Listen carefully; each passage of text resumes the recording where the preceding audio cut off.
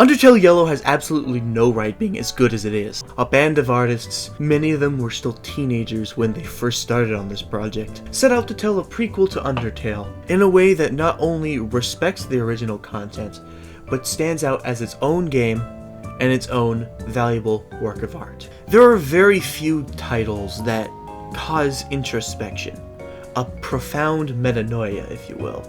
At least for me personally. The original release of Undertale being one of the earliest examples of this in my life. My younger self, and in many cases still today, I'm bogged down by the monotony of a repetitive schedule, whether that be through school or employment. And I've used video games as a way to escape, just like millions of others throughout the world. But how many times have you finished a video game and you can genuinely say to yourself, I've changed the way I live my life because I played this game? Not every game seeks to do that, and not every game should, but it feels almost like a trance that you hypnotize yourself with, falling into a sort of autopilot, where you're dropping creative endeavors for the sake of time management or whatever excuse you give yourself. And each time I found myself falling into that sort of monotonous trance, it's required a piece of media to pull me out of it. And for some reason, this silly little free fan game prequeling some Earthbound clone became one of those.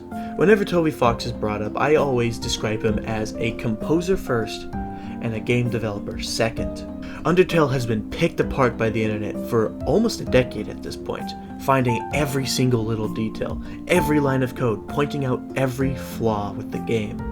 And many of the flaws that have been pointed out over the last decade have been technical barriers. The game's graphics are incredibly simple, and it's thanks to this simplicity that Toby was able to create a game of this magnitude all by himself. Obviously with the help of Tammy, of course. But the drawback of this, of course, is a lack of detail at times. There's a level of detail and emotion that can be lost in this sort of simplistic 8 or 16-bit format, so that emotion had to be defined through another medium. This allowed for Undertale's OST to truly shine. Here's a bit of a hot take. Without Toby's soundtrack, Undertale would have fallen into obscurity a long time ago. First off, because of the virality of his music. Megalovania, Sans' theme, and the hotel theme being used in thousands, millions of videos, but also the emotional connection that millions of people now have to this music because of the game. And this is how I believe Undertale Yellow was able to recapture so much of that magic we all experienced back in 2015. Undertale Yellow boasts an impossibly large 135 song OST,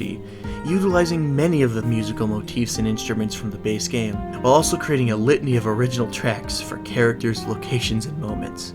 And just like the base game, it is defined as the soul of that Undertale experience. If you look back to the early days of my channel, you'll find that most of those videos are centered around music. I've been performing in bands for over a decade now, so my connection to music goes as far back as my memory can serve me. This channel was started for many reasons. I had friends who started their own YouTube channels, and it was fun to see what they were making.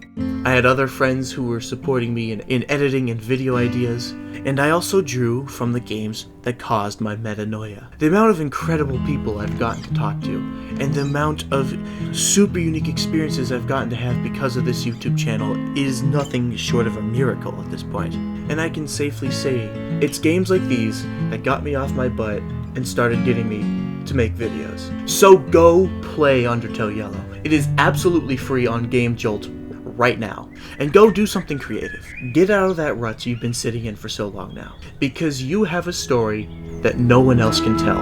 I hope that means something to you, and have a good day. This has been one of the most amazing years I have ever had in my life, so thank you all very, very much. And for those of you out there that want to make games, you have a home for that now on Twitch. You have this category for you to do that.